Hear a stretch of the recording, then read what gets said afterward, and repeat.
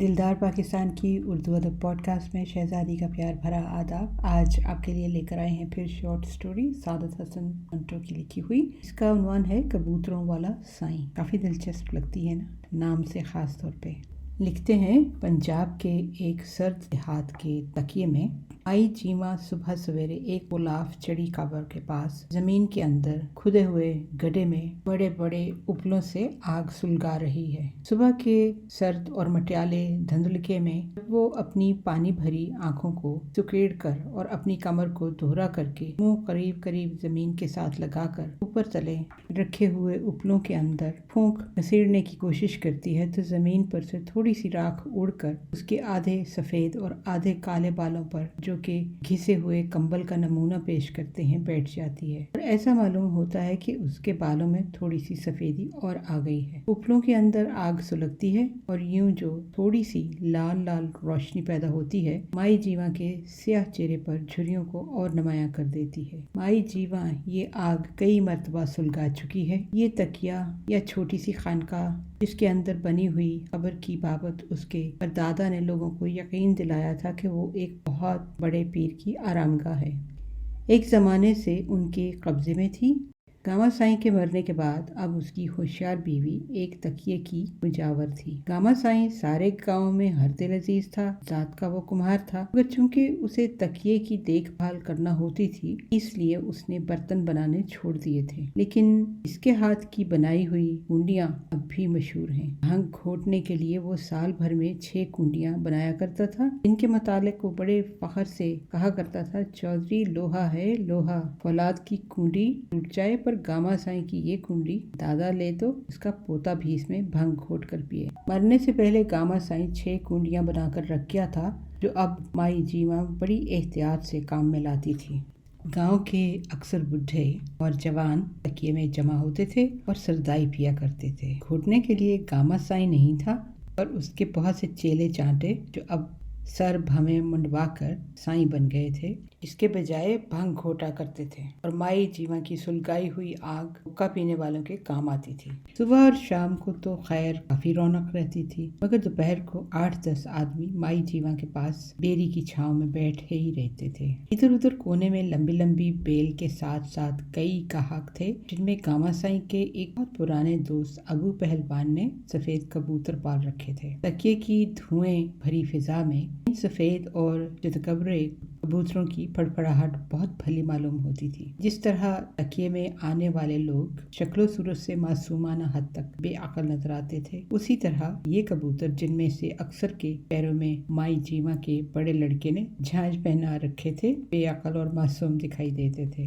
माई जीवा के बड़े लड़के का असली नाम अब्दुल गफ्फार था। इसकी पैदाइश के वक्त ये नाम शहर के थानेदार का था, जो कभी कभी घोड़ी पर चढ़ के मौका देखने के लिए गाँव में आया करता था और गामा साईं के हाथ का बना हुआ एक प्याला सरदाई का जरूर पिया करता था। लेकिन अब वो बात न रही थी। जब वो 11 बरस का था तो माई जीवा उसके नाम में थानेदारी की बू सूंघ सकती थी, मगर जब उसने 12वें साल में कदम रखा तो उसकी हालत ही बिगड़ गई। ऐसा तगड़ा जवान था, पर न जाने क्या हुआ कि बस 1-2 बरसों में ही सचमुच का साईं बन गया। यानी नाक से रेंट बहने लगा, चुप चुप रहने लगा।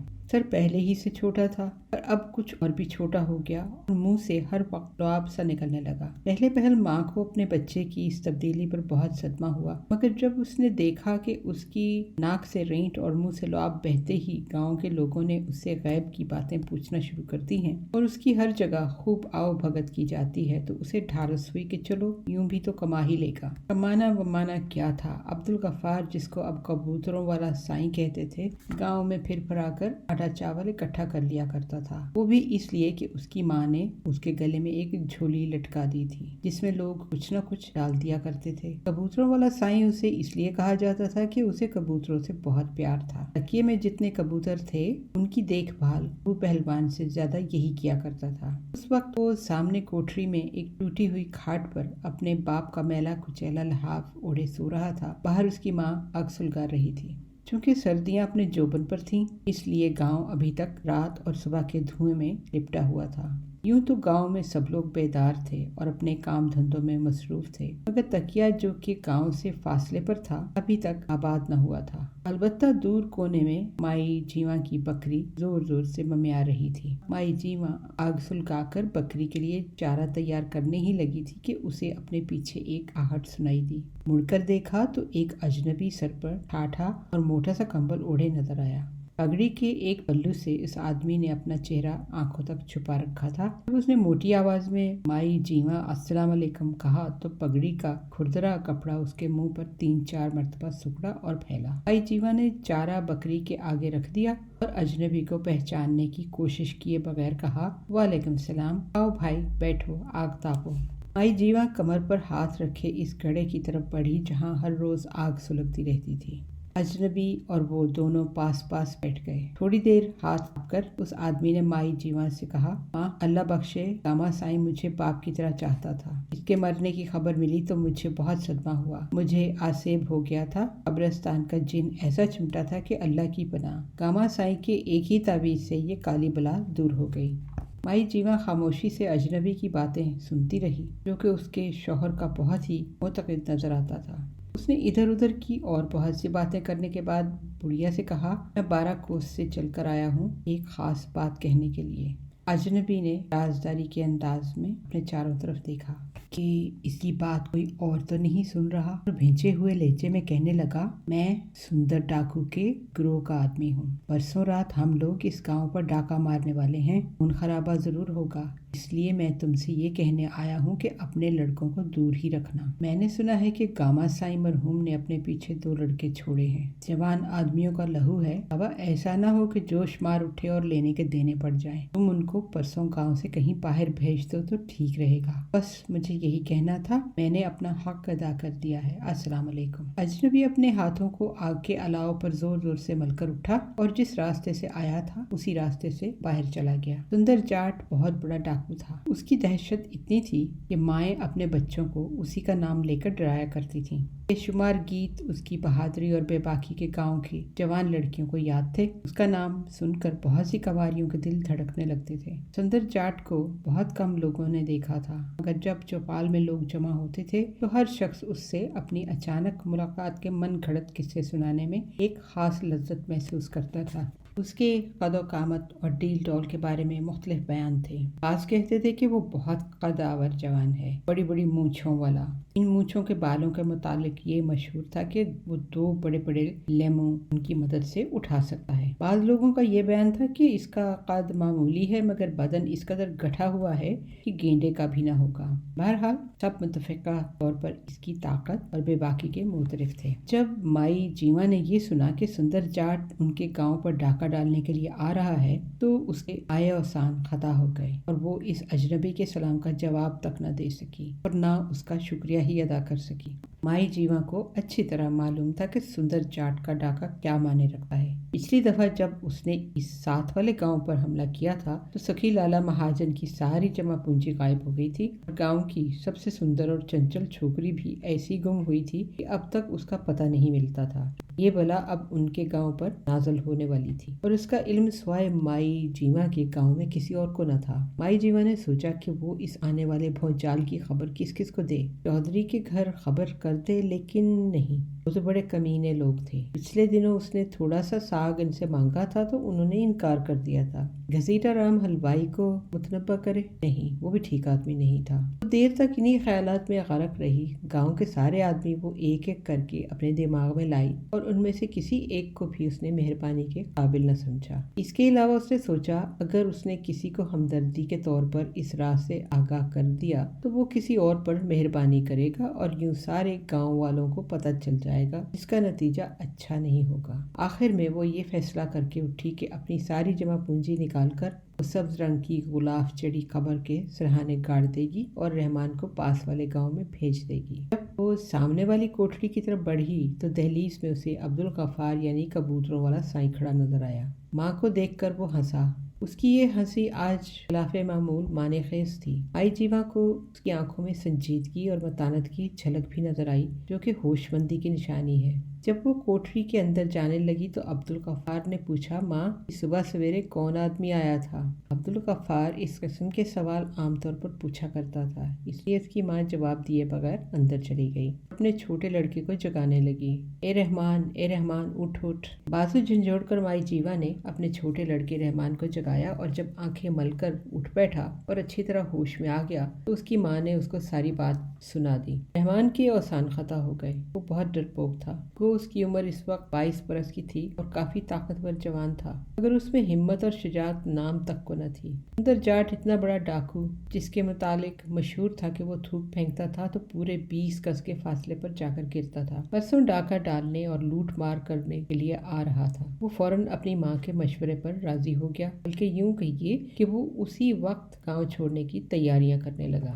रहमान को नीति चमारन यानी अनायत से मोहब्बत थी, जो कि गांव की एक बेबाक, शौक और चंचल लड़की थी। गांव के सब जवान लड़के शबाब की ये पोटली हासिल करने की कोशिश में लगे रहते थे, मगर वो किसी को खातर में नहीं लाती थी। बड़े बड़े होशियार लड़कों को वो बातों बातों में उड़ा देती थी। चौधरी दीन मोहम्मद के लड़के फजल दीन को कलाई पकड़ने में कमाल हासिल थी। इस फन के बड़े बड़े माहिर दूर दूर से उसको नीचा दिखाने के लिए आए थे, मगर उसकी कलाई किसी से भी न मुड़ी थी। वो गांव में अकड़ा अकड़ा चलता था, मगर उसकी ये सारी अकड़पुं नीति ने एक ही दिन में गायब कर दी, जब उसने धान के खेत में उससे कहा, अज्जे गंडा सिंह की कलाई मरोड़ कर तो अपने मन में ये मत समझ के बस अब तेरे मुकाबले में कोई आदमी ही नहीं रहा। आ मेरे सामने बैठ, मेरी कलाई पकड़, इन 2 उंगलियों की एक ही ठुमकी से तेरे दोनों हाथ ना छुड़ा दूं तो नेति नाम नहीं। फजल दीन उसको मोहब्बत की निगाहों से देखता था और उसे यकीन था कि इसकी ताकतवर शाहजोरी के रोब और दबदबे में आकर वो खुद ब खुद एक रोज राम हो जाएगी। लेकिन जब उसने कई आदमियों के सामने इसको मुकाबले की दावत दी तो वो पसीना पसीना हो गया। अगर वो इनकार करता है तो नीति और भी सर पर चढ़ जाती है। अगर वो उसकी दावत कबूल करता है तो लोग यही कहेंगे कि औरतदार से मुकाबला करते शर्म तो नहीं आई मरदूद को। इसकी समझ में नहीं आया था कि क्या करे। चुनाचे उसने नीति की दावत कबूल कर ली थी और जैसा कि लोगों का बयान है, उसने जब नीति की गदराई हुई कलाई अपने हाथों में ली वो सारे का सारा कांप रहा था। नीति की मोटी मोटी आंखें उसकी आंखों में धंस गईं। एक नारा बुलंद हुआ और नीति की कलाई फजल की गिरफ्त से आजाद हो गई। उस दिन से लेकर अब तक फजल ने फिर कभी किसी की कलाई नहीं पकड़ी। हाँ, तो इस नीति से रहमान को मोहब्बत थी। जैसा कि आप डरपोक था, इसी तरह इसका प्रेम भी डरपोक था। दूर से देखकर वो अपने दिल की हवस पूरी करता था और जब कभी वो इसके पास होती तो इसकी इतनी जरूरत नहीं होती थी कि हरफे मुद्दा जुबान पर लाए, मगर नेति सब कुछ जानती थी। वो क्या कुछ नहीं जानती थी। उसको अच्छी तरह मालूम था कि ये छोकरा जो दरख्तों के तनों के साथ पीठ लेके खड़ा रहता है, इसके इश्क में गिरफ्तार है। उसके इश्क में कौन गिरफ्तार नहीं था? सब उससे मोहब्बत करते थे, मगर वो अभी तक किसी की मोहब्बत में गिरफ्तार नहीं हुई थी। मोहब्बत करने की ख्वाहिश अलबत्ता उसके दिल में इस कदर मौजूद थी कि वो बिल्कुल इस शराबी के मानंद मालूम होती थी, जिसके मुतालिक डर रहा करता है कि अब गिरा और अब गिरा। वो बेखबरी के आलम में एक बहुत ऊंची चट्टान की चोटी पर पहुंच चुकी थी। अब तमाम गांव वाले उसकी उस्ताद के मुंतजर थे, जो कि यकीनी थी। रहमान को भी इस उस्ताद का यकीन था, मगर उसका डरपोक दिल हमेशा उसे ढारस दिया करता था कि नहीं, नीति आखिर तेरी ही बांदी बनेगी, और वो यूं खुश हो जाया करता था। जब रहमान 10 कोस तय करके दूसरे गांव में पहुंचने के लिए तैयार होकर तकिए से बाहर निकला तो उसे रास्ते में नीति का ख्याल आया, और उस वक्त उसने ये ना सोचा कि सुंदर जाट धावा बोलने वाला है। दरअसल नीति के तस्वुर में इस कदर मगन था और अकेले में उसके साथ मन ही मन में इससे प्यार मोहब्बत कर रहा था कि उसे किसी और बात का ख्याल ही ना आया। अलबत्ता जब वो गांव से 5 कोस आगे निकल गया तो एकाएकी उसने सोचा कि नीति को तो बता देना चाहिए था कि सुंदर जाट आ रहा है, लेकिन अब वापस कौन जाता। अब्दुल गफ्फार यानी कबूतरों वाला साईं तकिए से बाहर निकला। उसके मुंह से लुआब निकल रहा था, जो कि मैले कुर्ते पर गिरकर देर तक ग्लिसरीन की तरह चमकता रहता था। तकिए से निकलकर सीधा खेतों का रुख करता था और सारा दिन वहीं गुजार देता था। शाम को जब ढोर डंगर वापस गांव को आते तो उनके चलने से जो धूल उड़ती है उसके पीछे कभी कभी गफ्फार की शक्ल नजर आ जाती थी। गांव इसको पसंद नहीं था। उजाड़ और सुनसान जगहों से उसे गैर महसूस तौर पर मोहब्बत थी। यहाँ भी लोग इसका पीछा न छोड़ते थे और उससे तरह तरह के सवाल पूछते थे। जब बरसात में देर हो जाती तो करीब करीब सब किसान उससे दरख्वास्त करते थे कि वो पानी भरे, बादलों के लिए दुआ मांगे, और गांव के इश्क पेशा जवान उससे अपने दिल का हाल बयान करते और पूछते कि वो कब अपने मकसद में कामयाब होंगे। नौजवान छोकरियां भी चुपके चुपके धड़कते हुए दिलों से उसके सामने अपनी मोहब्बत का इतराफ करती थी और ये जानना चाहती थी कि उनके माहिया का दिल कैसा है। अब्दुल गफ्फार इन सवालियों को ऊटपटांग जवाब दिया करता था, इसलिए कि उसे गैब की बातें कहाँ मालूम थीं। लेकिन लोग जो इसके पास सवाल लेकर आते थे उसकी बेरब्त बातों में अपना मतलब ढूंढ लिया करते थे। अब्दुल गफ्फार मुख्तलिफ खेतों में से होता हुआ उस कुएं के पास पहुंच गया जो कि एक जमाने से बेकार पड़ा था। उस कुएं की हालत बहुत अबतर थी। उस बूढ़े बरगद के पत्ते जो कि साल साल से इसके पहलू में खड़ा था, इस कदर इसमें जमा हो गए थे कि अब पानी नजर ही नहीं आता था और ऐसा मालूम होता था कि बहुत सी मकड़ियों ने मिलकर पानी की सतह पर मोटा सा जाला बुन दिया है। इस कुएं की टूटी हुई मंडेर पर अब्दुल गफ्फार बैठ गया और दोपहर की उदास फिजा में उसने अपने वजूद से और भी उदासी पैदा कर दी। दफातन उड़ती हुई चीलों की उदास चीखों को अकब में छोड़ती हुई एक बुलंद आवाज उठी और बूढ़े बरगद की शाखों में एक कपकपाहट सी दौड़ गई। नीति गा रही थी, माया मेरे ने बाग लवाया, चंपा मावा खूब खिलाया, असी ते लवाइयां खटियां वे, राती सौन नहीं देंदियां अखियां वे। इस गीत का मतलब ये था कि मेरे माया यानी मेरे चाहने वाले ने एक बाग लगाया है, इसमें हर तरह के फूल उगाए हैं, चंपा मावा वगैरह खिलाए हैं और हमने तो सिर्फ नारंगियां लगाई हैं। रात को आंखें सोने नहीं देती। कितनी इनकसारी बरती गई है। माशूक आशिक के लगाए हुए बाग की तारीफ करता है, लेकिन वो अपनी जवानी के बाग की तरफ नहायत इनकसाराना तौर पर इशारा करता है जिसमें हकीर नारंगियां लगी हैं। फिर शब ख्वाबी का गिला किसी खूबी से किया गया है। वो अब्दुल गफ्फार में नाजुक जज्बात बिल्कुल नहीं थे, लेकिन फिर भी नीति की जवान आवाज ने उसको चौंका दिया और वो इधर उधर देखने लगा। उसने पहचान लिया था कि ये आवाज नीति की है। गाती गाती नीति कुएं की तरफ आ निकली। गफ्फार को देखकर वो दौड़ी हुई इसके पास आई और कहने लगी, ओ गफ्फार साईं, मुझे तुमसे कितनी बातें पूछना है, पर इस वक्त यहाँ तुम्हारे और मेरे सिवा और कोई भी नहीं। देखो, मैं तुम्हारा मुंह मीठा कराऊंगी अगर तुमने मेरे दिल की बात पूछ ली। लेकिन तुम तो सब कुछ जानते हो, अल्लाह वाला से किसी के दिल का हाल छुपा थोड़ी रहता है। वो इसके पास जमीन पर बैठ गई और इसके मैले कुर्ते पर हाथ फेरने लगी। खिलाफ मामूल कबूतरों वाला साईं मुस्कुराया, मगर नीति इसकी तरफ देख नहीं रही थी। उसकी निगाहें गाड़े के ताने बाने पर बगैर किसी मतलब के तैर रही थी। खुरदरे कपड़े पर हाथ फेरते फेरते उसने गर्दन उठाई और आहों में कहना शुरू किया, गफ्फार साईं, तुम अल्लाह मियाँ से मोहब्बत करते हो और मैं एक आदमी से मोहब्बत करती हूँ। तुम मेरे दिल का हाल क्या समझोगे? अल्लाह मियाँ की मोहब्बत और इसके बंदे की मोहब्बत एक जैसी तो हो नहीं सकती। क्यों गफ्फार साईं? अरे तुम बोलते क्यों नहीं? कुछ बोलो, कुछ कहो। अच्छा, तो मैं ही बोले चली जाऊंगी। तुम नहीं जानते कि आज मैं कितनी देर बोल सकती हूँ। तुम सुनते सुनते थक जाओगे और मैं नहीं थकूंगी। ये कहते कहते वो खामोश हो गई और उसकी संजीदगी ज्यादा बढ़ गई। अपने मन में गोता लगाने के बाद जब वो उभरी तो उसने एकाएक ही अब्दुल गफ्फार से पूछा, साईं, मैं कब थकूंगी? अब्दुल गफ्फार के मुंह से लुआब निकलना बंद हो गया। उसने कुएं के अंदर झुककर देखते हुए जवाब दिया, बहुत जल्द। ये कहकर वो उठ खड़ा हुआ। इस पर नीति ने उसके कुर्ते का दामन पकड़ लिया और घबरा कर पूछा, कब कब साईं, कब? अब्दुल गफ्फार ने इसका कोई जवाब न दिया और बबूल के झुंड की तरफ बढ़ना शुरू हो गया। नीति कुछ देर कुएं के पास सोचती रही, फिर तेज कदम से जिधर साईं गया था उधर चल दी। वो रात जिसमें सुंदर जाट गांव पर डाका डालने के लिए आ रहा था, माई जीवा ने आंखों में काटी। सारी रात वो अपनी खाट पर लहाफ ओढ़े जागती रही। वो बिल्कुल अकेली थी। रहमान को उसने दूसरे गाँव भेज दिया और अब्दुल गफ्फार न जाने कहाँ सो गया था। अबू पहलवान कभी कभी तकिए में आग तापता तापता वहीं अलाव के पास सो जाया करता था, मगर वो सुबह ही से दिखाई नहीं दिया था। चुनाचे कबूतरों को दाना माई जीवा ही ने खिलाया था। तकिया गांव के इस सिरे पर वाक़ था जहां से लोग गांव के अंदर दाखिल होते थे। माई जीवा सारी रात जागती रही, मगर उसको हल्की सी आहट भी सुनाई न दी।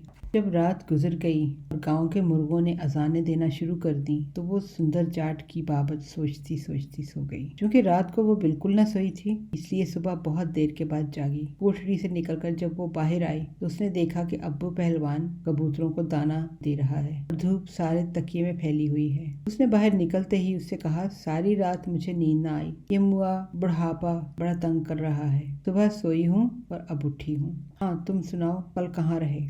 अब्बू ने जवाब दिया, गांव में। इस पर माई जीवा ने कहा, कोई ताज़ा खबर सुनाओ। अब्बू ने झोली के सब दाने जमीन पर गिराकर झपट कर एक कबूतर को बड़ी सफाई से अपने हाथ में दबोचते हुए कहा, आज सुबह चौपाल पर नत्था सिंह कह रहा था कि गांव चुमार की वो लौंडिया, क्या नाम है उसका, हाँ वो नीति, कहीं भाग गई है। मैं तो कहता हूँ अच्छा हुआ, सारा गांव सर पर उठा रखा था। किसी के साथ भाग गई है या कोई उठा ले गया है, जाने मेरी बला से, लेकिन मेरे ख्याल में तो वो खुद ही किसी के साथ भाग गई है। माई जीवा को इस गुफ्तगू से इत्मीनान न हुआ। सुंदर जाट ने डाका नहीं डाला था, ये एक छोकरी तो गायब हो गई थी। अब वो चाहती थी कि किसी न किसी तरह नीति का गायब हो जाना सुंदर जाट से मुतालिक हो जाए। चुनाचे वो इन तमाम लोगों से नीति के बारे में पूछती रही जो कि तकिए में आते जाते रहते, लेकिन जो कुछ अब्बू ने बताया था उससे ज्यादा उसे कोई भी न बता सका। शाम को रहमान लौट आया। उसने आते ही माँ से सुंदर जाट के डाके के मुतालिक पूछा। इस पर माई जीवा ने कहा, सुंदर जाट तो नहीं आया बेटा, पर नीति कहीं गायब हो गई है, ऐसी कि कुछ पता नहीं चलता। रहमान को ऐसा महसूस हुआ कि उसकी टांगों में 10 कोस और चलने की थकावट पैदा हो गई है। वो अपनी माँ के पास बैठ गया। उसका चेहरा खौफनाक तौर पर जर्द था। एकदम ये तब्दीली देखकर माई जीवा ने तशवीशनाक लहजे में उससे पूछा, क्या हुआ बेटा? रहमान ने अपने खुश्क होंठों पर जुबान फेरी और कहा, कुछ नहीं माँ, थक गया हूँ। और नीति कल मुझसे पूछती थी मैं कब थकूंगी। रहमान ने पलटकर देखा तो उसका भाई अब्दुल गफ्फार आस्तीन से अपने मुंह का लुआब पोंछ रहा था। रहमान ने उसकी तरफ घूरकर देखा और पूछा, क्या कहा था उसने तुझसे? अब्दुल गफ्फार अलाव के पास बैठ गया। कहती थी कि मैं थकती ही नहीं, पर अब वो थक जाएगी। रहमान ने तेजी से पूछा, कैसे? गफ्फार साईं के चेहरे पर एक बेमानी सी मुस्कुराहट पैदा हुई। मुझे क्या मालूम, सुंदर जाट जाने और वो जाने। ये सुनकर रहमान के चेहरे पर और ज्यादा जर्दी छा गई और माई जीवा की झुर्रियां ज्यादा गहराई इख्तियार कर गईं। कैसा लगा आपको? अगली पॉडकास्ट तक के लिए इजाज़त दीजिए। हमारा ईमेल एड्रेस है dildarpakistan@hotmail.com। Until next time, take care, God bless, Allah Hafiz।